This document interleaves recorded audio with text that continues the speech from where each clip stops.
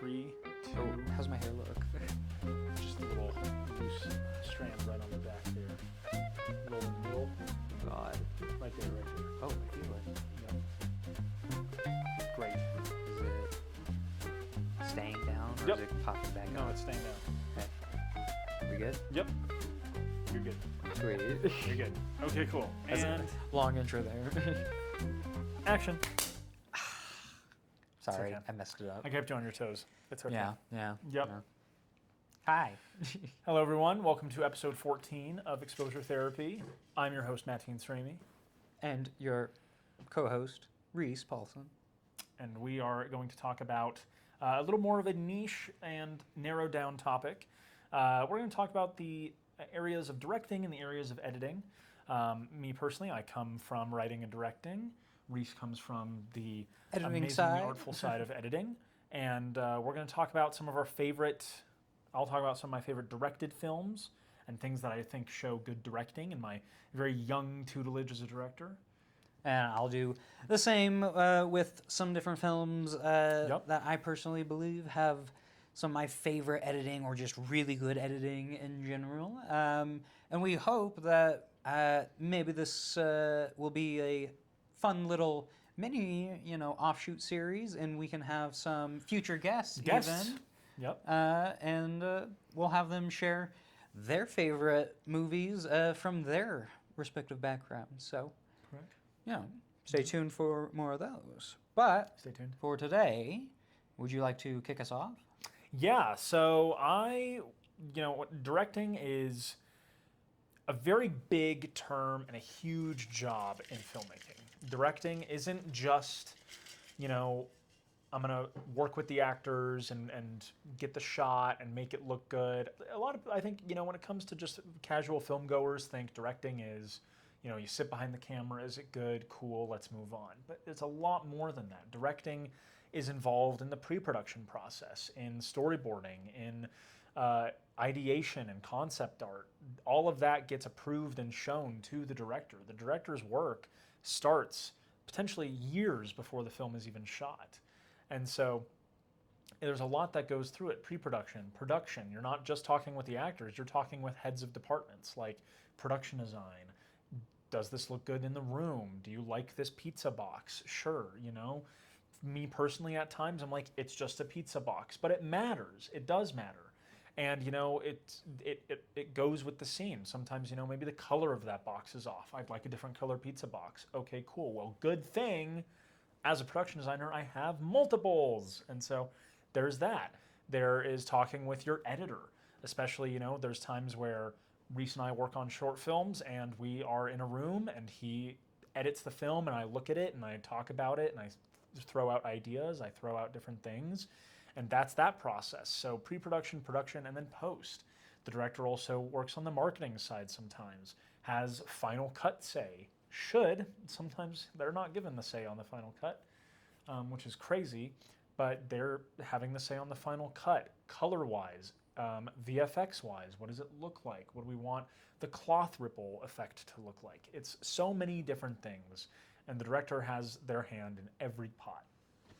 And so, Real cohesion of every aspect of movie making. Yeah. And I think good directing is a sign of that, of how cohesive that film became and how cohesive it was from all sectors. So I'm going to start with my top 4 favorite directed films, in my humble opinion, and this is in no particular order.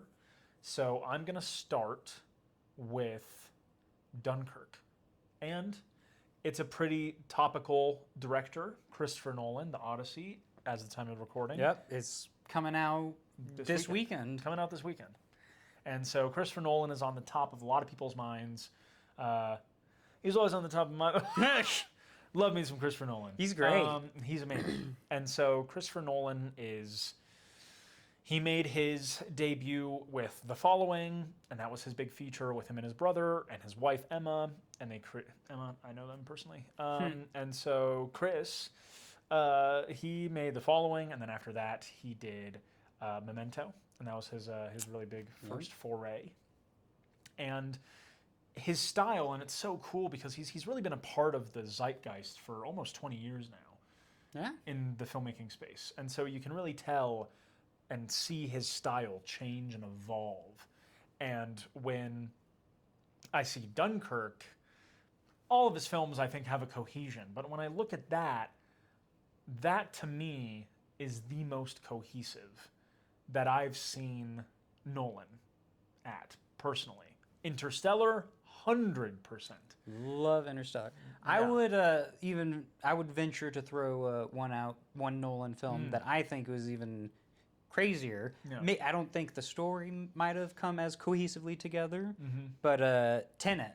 Yeah. Oh my God. So many moving parts. I was just telling Matteen earlier that very final battle in Tenet. Yeah.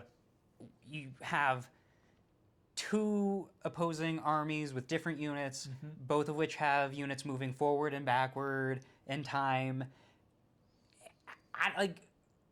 Where do you even start as a director in filming that? Do you start at the beginning, the end, in the middle? I can't even wrap my head around the logistics of it. Starting both.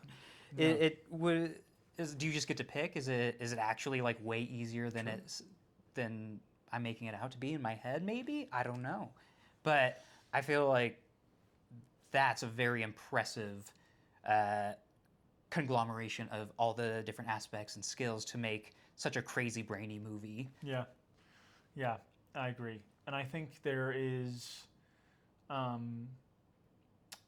with Dunkirk in particular, there are so many moving parts in terms of just large scale, and he has the ability to, you can tell his hands were in every pot throughout the stage of the film. You can tell in pre-production with the location and everything, it just felt lived in. It felt, looking at behind the scenes documentaries and looking at the way he made it, it was, he had that plan and he executed it. Production, post-production, and pre-prod. So he was there throughout it all, and it was faithful, it was accurate, and you can tell the crew around him were supportive of that vision too. No one had to overstep. No one fought for the spotlight. They respected his vision, and that's another thing good directors command so gently and well and kindly is respect, and is respect for the vision. And no one oversteps it, no one, questions it. They're ready to do it and they're ready to do the work because they believe so strongly, and that director commands that respect. And I see in the way the film is shot that it feels like Nolan. It doesn't feel like anyone else. It doesn't feel uncharacteristic. Every movement, every frame feels like a Nolan film, but with a touch of World War II history, with a touch of that, with a touch of what he loves. And you can tell he loves it just because of the faith and the passion that bleeds through. It's something not really tangible. It's a lot of intangibles, but you can just feel it. You can feel that confidence ooze from the screen that he was like, I know my story, I know what to do, and I'm going to do it right. And the way that the pilot scenes are shot with cameras in and out, and the way they filmed it in miniature, and the way they did, certain parts in the actual air. They have shots where the bombing raids on the beach and everything like that. It was, I remember watching it when I was 14, and it just felt so special because the vision was untainted. It was pure. It was a pure Nolan vision. And that's great directing to me, where you can tell it is them from beginning to end. And you look at the actors he works with. Kenneth Branagh he worked with a lot. And you can tell with Cillian Murphy he works with a lot all the time. And he knows how to direct them. He knows how to get that performance out of them. Cillian Murphy, one of the best, a great performance for the 10, 15 minutes he's in the movie. And it's great because Nolan's directing it. And you can tell that is a Nolan delivery. That is a Nolan performance. It's nuanced, it's subtle, but it feels natural. And it feels Christopher Nolan. and there's just those hallmarks and trademarks you can see. A lot of behind the back shots, pause, over the shoulder. over the shoulder. Well, no, I mean like full frame. Yeah, where it's like center, Center, and it's their silhouettes. subject is center. Yeah. Frame. And it's just the one back that that immediately comes to mind is Tom Hardy standing in front of the burning plane. Yeah. Like great shot. And that's almost in every Nolan film. You see the Joker. That's one of his signature shots. Yeah, one of his signature shots. The Joker reveal. You see Leo in Inception. You see even McConaughey in Interstellar. You see those iconic shots that are just Nolan. Like you can tell. So yeah, it was just, you can tell it is just pure Christopher Nolan throughout. So that's my first. It's really, really good. Very nice. Yeah. And then, do we want to hop over to... Yeah, we'll hop over to editing land. Editing land? Yeah. All right. Let's take a trip, children, to editing land. When I think of good editing in a film, what I think is usually editing that is so seamless, flawless, and supportive to the story that I don't notice it. That is what I normally, see as great editing. Another way I like editing, though, is like the experimental, crazy, fun side of things. And I'll keep my first one brief because I know I've talked about it so many times before. What is it, Reese? Everything Everywhere All at Once. It's a great film. I will pick this one and talk about it again. I know. I'm sorry to any and all return listeners. But truly, apologize to them. But truly, God. the editing in Everything Everywhere All at Once is superb. Very. It goes through a... I don't even know the number, but hundreds of different styles within seconds in some scenes.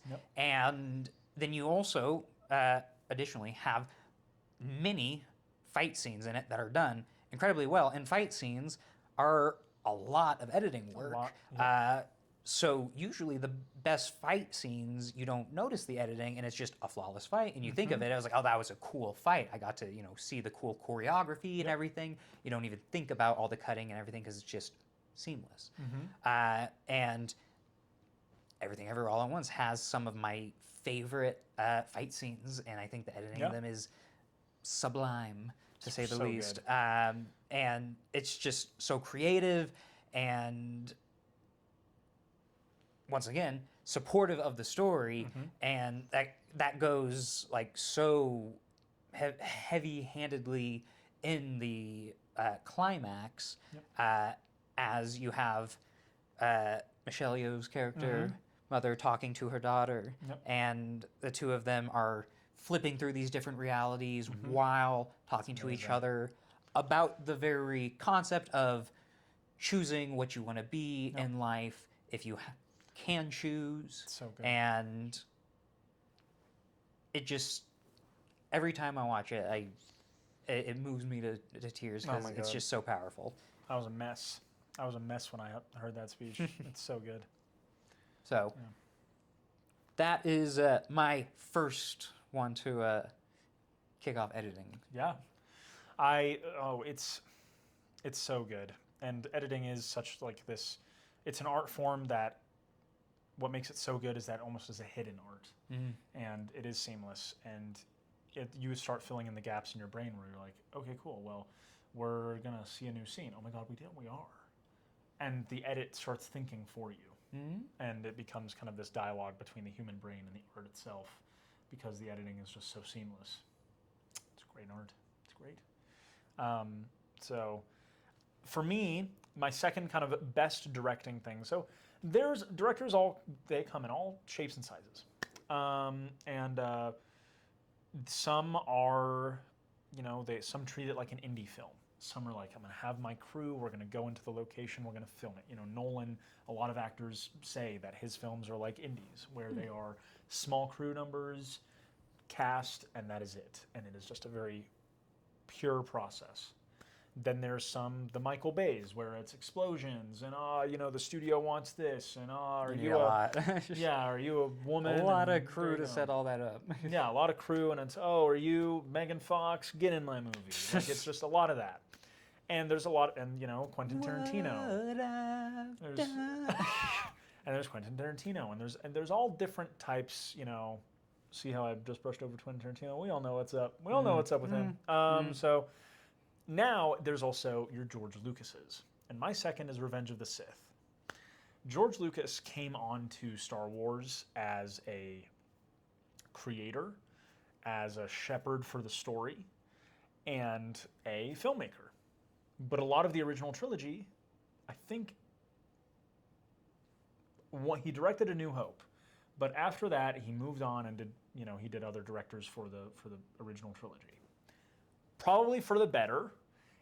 It worked pretty well. But then with the prequel trilogy, it's all his. Written, directed, all done by him. And he had his hands in every pot. Probably a bit too much. Probably a bit too much. A bit too handsy there, George. But you can tell. And what you get through that is cohesion.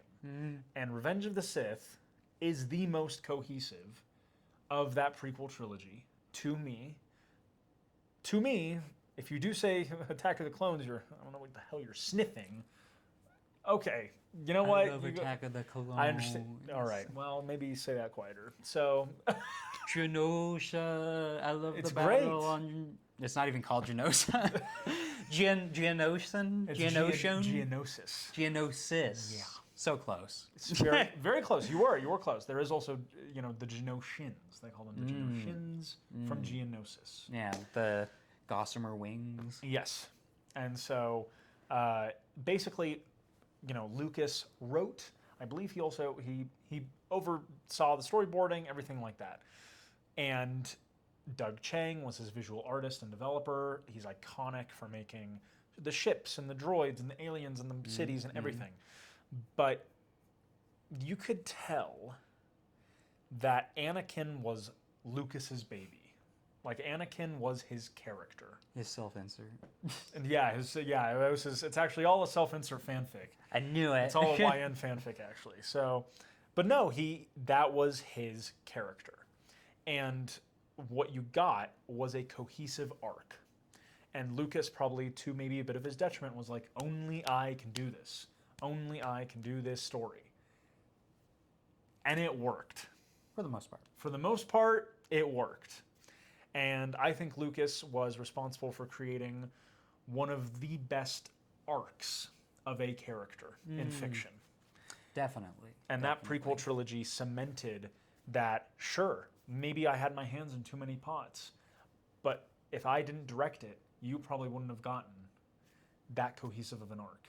And you probably would have gotten one slip up. And what you had was someone who knew what it looked like from the beginning, before cameras rolled, who knew what he wanted from each performance, even if it was corny, even if it was bad, he knew. He wanted it that way. And then in post-production, he wanted that CGI. He waited until the technology was good because he knew only he could make that vision work. It wouldn't have worked, 15 years before he made it. It wouldn't have worked in the future. For some reason, he was able to... I don't think it would have worked nowadays. I don't think so. I think studios interfere way too much nowadays. Probably. And I think because George Lucas had that cred back in the day, and I'm George Lucas... like, hands off. He was like, hands off. I got it. I have my own ranch. I have my own post-production house that, guess what? You guys call me for. So I will do it all. I have my own animation studio. I got it. And so it just showed cohesion to its utmost extent, where it was, this is my pre-production, this is my film, these are my actors, this is my story, and this is my edit. He had final say on everything. And a lot of the times in big films, directors don't have the final say on everything. They don't. Some directors get booted off, like Zack Snyder. Because of a horrible family circumstance, he gets booted off and not allowed to execute his vision until years later. And then studios can cannibalize that vision and make it something else. And so, to me, it's a great sign of great directing because it's the pure art of what a director can be. Maybe not what sometimes should be, but what it can be, which is someone who is in complete and utter creative control, but also Synergy. creative synergy. Exactly. So to me, Their style is able to show. yeah, And like another really powerful director I'd like to throw into the mix is like Wes Anderson. yeah, He has such a unique and incredible style that comes through on every single one of his projects. and only he can make that film. Yeah, like in the moment you see it, you're like, oh, that's Wes Anderson. Uh-huh. Or like, oh, that's someone, doing a Wes Anderson style. Yep. He coined it, perfected it, owns it. Yeah.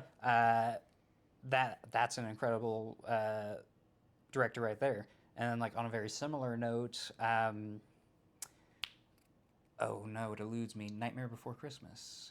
Oh, Tim Burton. Tim Burton, yes. He has a incredibly unique style, and when you see it, you go, oh, that's Tim Burton. Yeah. And I think that's another example of a really great director who is able to, like, say, like, this is my vision, this is how we're going to do it, and then they execute, and it all comes together for a very memorable film. Yeah. And it's pure. That's what it is. It's Revenge of the Sith is pure, unadulterated George Lucas Star Wars. For better or for worse. For better or for worse, it is. And it's... I definitely think George Lucas, his personality shows through the most in the prequel trilogy. And they definitely have the most of that, like, traditional kind of Star Wars feel to them. Like, I almost associate them with the Lego Star Wars. Yeah. Like, they're close together. Grew up on both of them. It's like there's also a bit of nostalgia in there. But yeah, there is absolutely. But I just feel like there is. You can tell no one interfered, and you can tell that it was a pure directing job, and that's why I love it. Yeah. Very nice. Well, back over to editing. Editing land. The next one I'd like to talk about, we've talked about it a few times, but this is just a very, very famous scene from a very famous director, Scorsese's The Godfather with, oh my God. It's Francis Ford Coppola's The Godfather. No.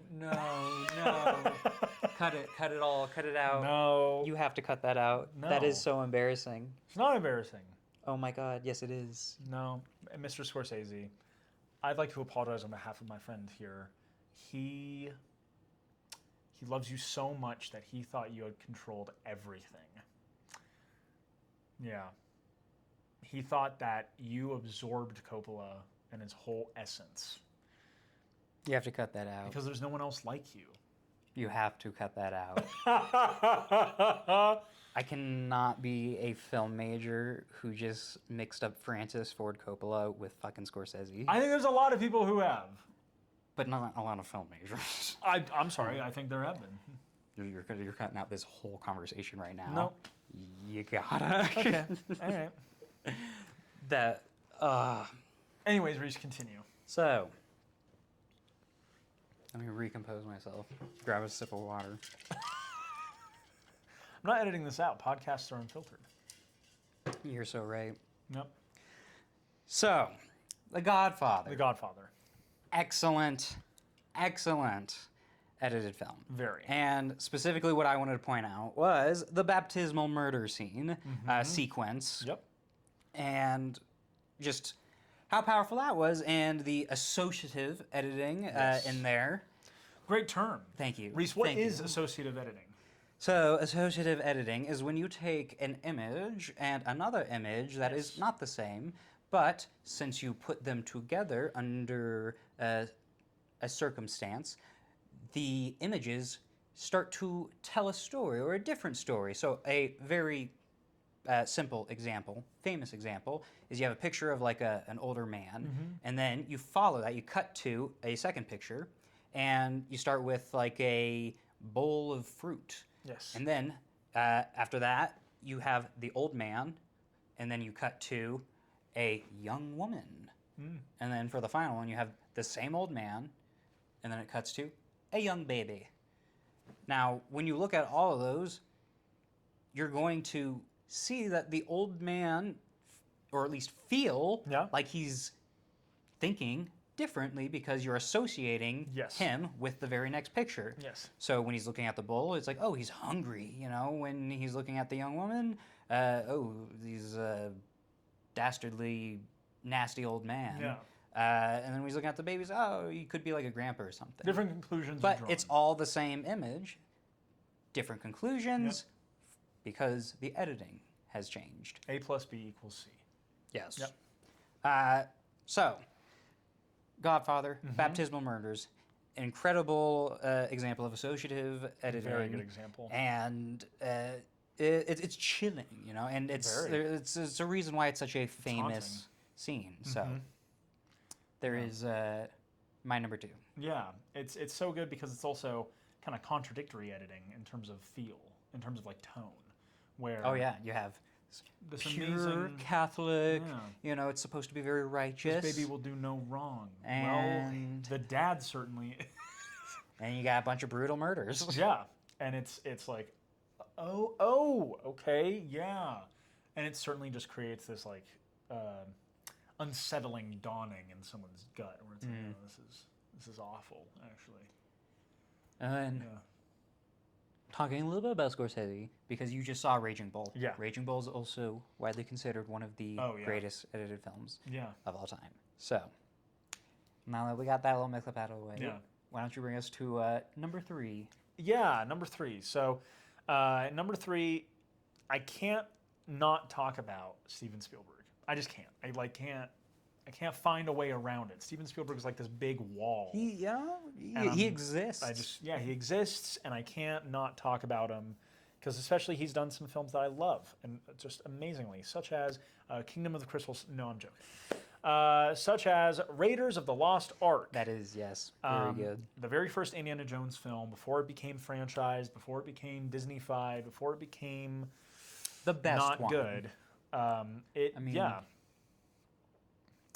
The Last Crusade is really good, but Last Crusade. I like Raiders of the Lost Ark. Yeah. Well, before it became, I guess, Disney-fied. Before it became Disney-fied, it was so good. But Raiders of the Lost Ark, there's something so good. Like, there's something just so, I know that's so deep in explaining it's something so good. But there is, when we talk about like Spielbergian and like what that means, Raiders of the Lost Ark is a great example of what it is. It's amazing blocking.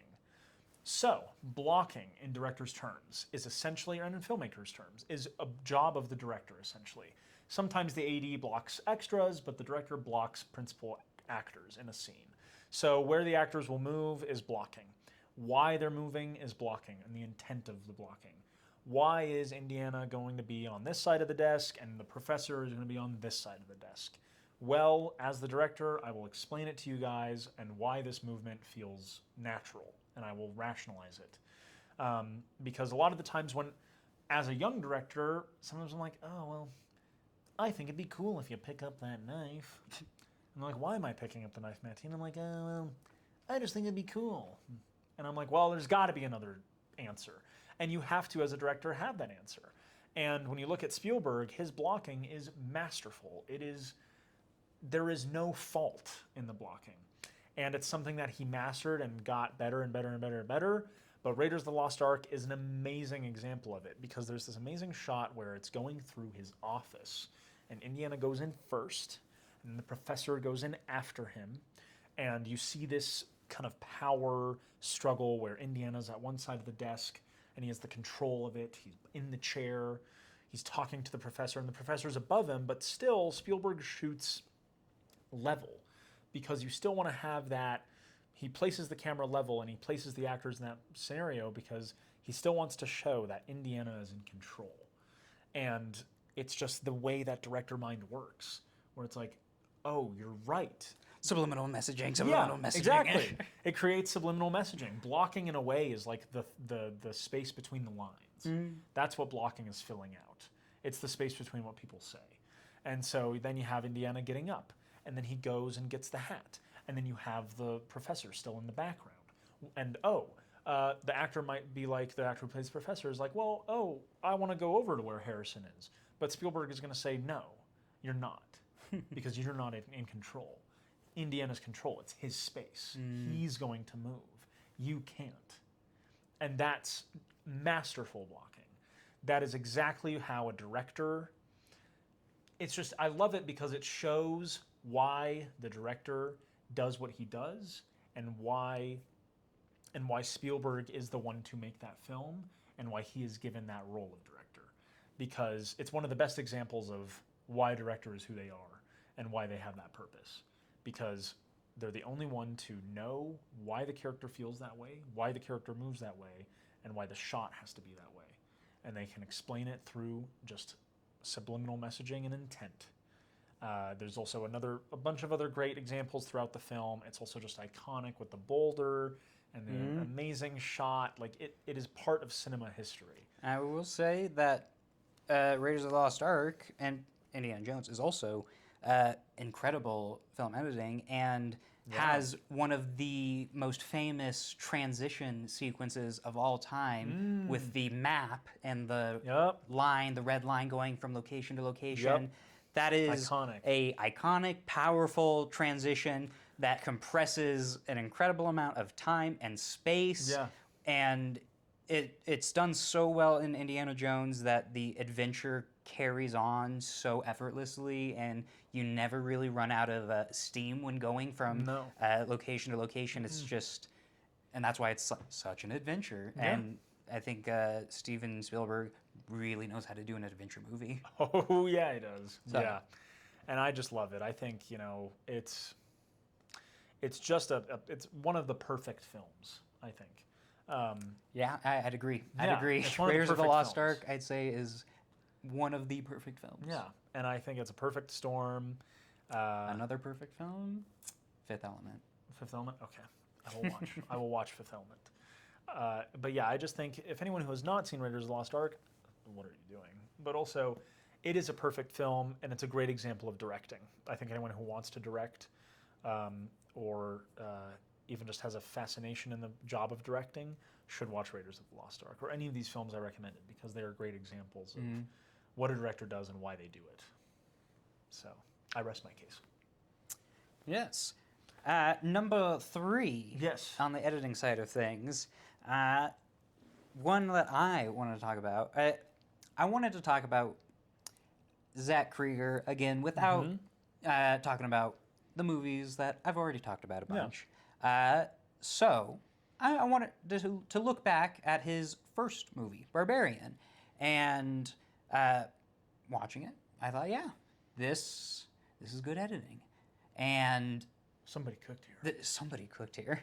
I was kind of hesitant at first because I was like, is it just in his writing? Is it just in the cinematography? In the cinematography or something? But no, there is, once again, going back to associative editing there, but within Barbarian, there are many locations within the house that are very unsettling, very creepy, and what's amazing about Barbarian, to me, is that it gets across so much horror and, like, disgusting monstrosity and, like, just evil in a location without ever showing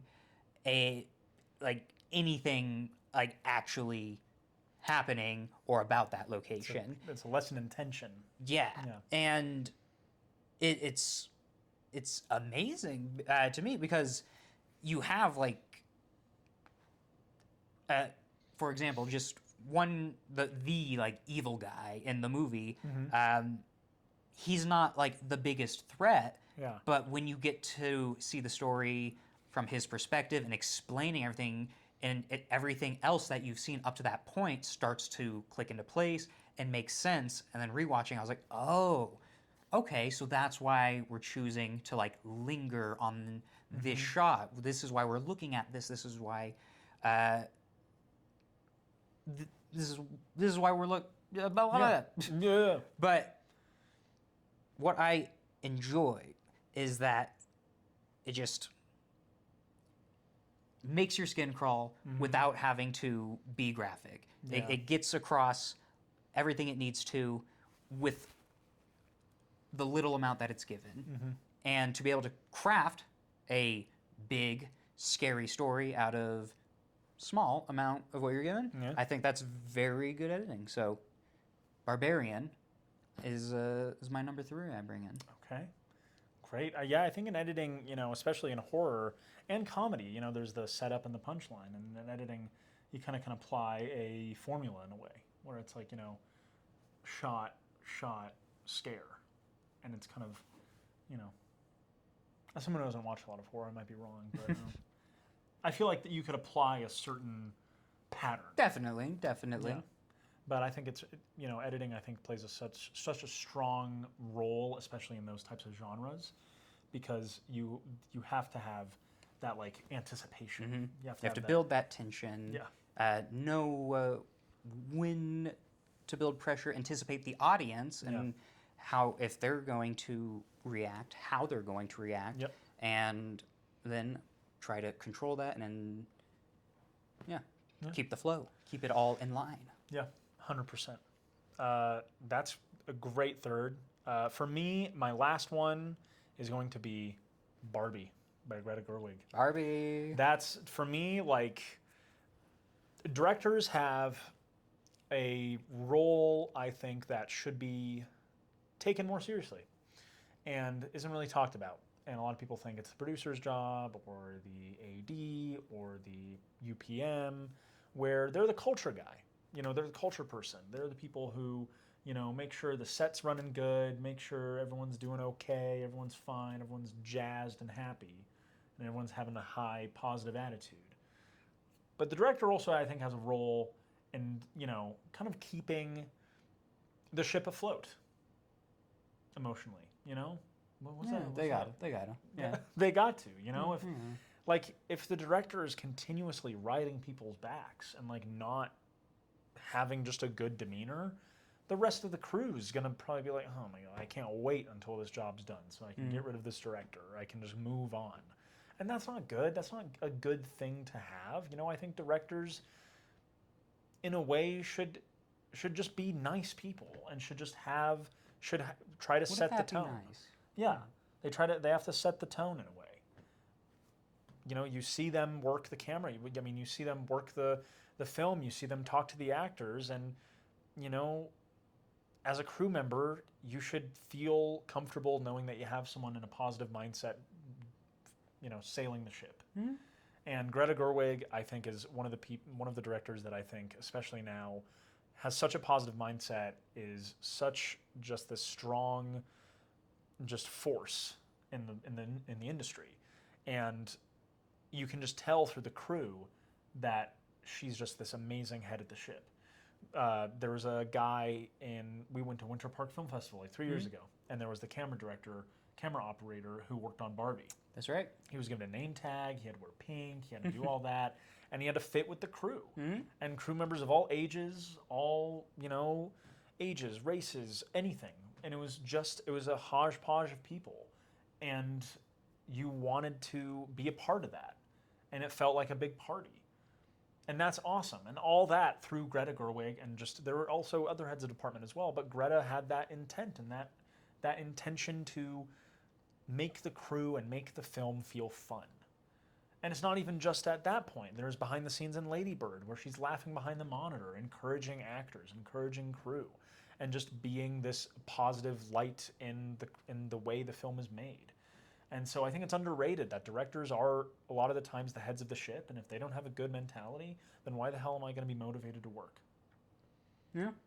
And she gives that motivation. Here's a name tag. Here's your fancy Barbie, pink jumpsuit. Here's, a pink shirt. Here's this, here's that. We're going to make sure that, the crew's fed. We're going to make sure that the cast and the set are set to go and everything looks great.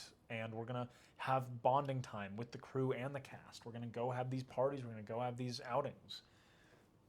That's big for the director to kind of be that positive leader. Mm-hmm. And I just see in Barbie that you could tell everyone was having a great time. You could tell everyone was having fun. That, through pre-production, through on-set clips I've seen, the crew's laughing and smiling all the time. And sure, you could have that look for the cameras, but in the final product, oh my God, like it comes through amazingly. Like it's nothing but happiness and joy and reflection and just a good time.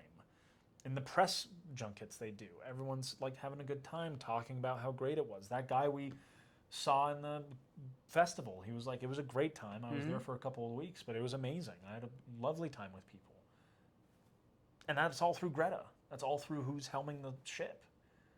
And so I think that's one of my other favorite directed films because it shows another side of the director, which is the culture setter, the tone setter. And it's underrated, and directors need to be that positive voice, especially in times like this. Yes. And that is it. That is my list of most directed films, most favorite directed films. And for my last film for editing, it's a bit of a theory, not show series, but Lord of the Rings. Oh, there you go. I absolutely love Lord of the Rings in general. Editing-wise, really good. I would pick, probably Return of the King, the huge battle at the end, and Sauron returning and following all of your different characters in these different, very far apart from each other, following Frodo and Sam's journey, while following the remnants of the Fellowship after it's broken, Aragorn and then as Merry and Pippin split off, and you're following all of them, and all of these different pieces of the story happening simultaneously, and it's edited and weaved together and told into a digestible, followable story, and it's impressive. And the battles, Helm's Deep, one of my favorite on-screen battles ever, right there. I can follow through that battle, and I can watch that battle and see the actual siege logistics happening in real time, and understand it and follow it as the battle progresses, and the different characters, on the wall, following them as we got Aragorn and Gimli going down the side and getting thrown, as we got the bomb coming and blowing up the wall, and Legolas defending over there, and then we cut back to the king falling back, and they're prepping, and still the door being rammed repeatedly, and how long will it hold? We know it's going to fall eventually, but can they keep repairing it? And it's just a masterclass. The editing flow makes it so digestible. And it's kinetic, it's fast, it's fluid. Love it. It's really good. Yeah, I agree. Oh, and man. That is my so well done. last one there. And then also, really quick, the travel transitions within Lord of the Rings, also iconic. It's kind of a cinematography thing, but it's still the transition from scene to scene, with those huge landscapes of the characters hiking through. What Lord of the Rings is so well known for, the huge travel, and that also mixes into D&D, the travel. But I digress from that. Well, editing determines pace. Yeah. And the pacing of that battle and the pacing of the whole movie is so well done, where it's 3 hours, but it feels like it went by. Yeah. How do we get a week of travel interesting? We make it just a really beautiful panoramic, and we just kind of fade in, fade out, have the characters hiking, do a little montage. And that editing keeps it interesting, keeps the film moving, keeps the story moving without losing anything. Yep, 100%. Yeah, both directing and editing are such powerful art forms and amazing tools and just backbones of filmmaking that without them, we literally would not have movies. And so these are two of the most important functions of film. And yeah, I think these are great recommendations and great lists that are pretty necessary. And since every section is so crucial to the film, Correct. we might, for our next one, be looking at cinematography next. Might be looking at or we might be looking at producing. Or sound design, sound mixing in a film. Very excited. I know Star Wars will be in that one. Might be looking at performances. Acting. We do, yes. Yep. We don't talk about acting much here, so yeah. We're not personally actors ourselves often, but it is it's a whole world and art of its own. That is very true. But yeah, so that is all, everyone. But thank you guys so much. Thank you for joining us again. Joining us again for episode 14 of Exposure Therapy. Bye-bye. Bye.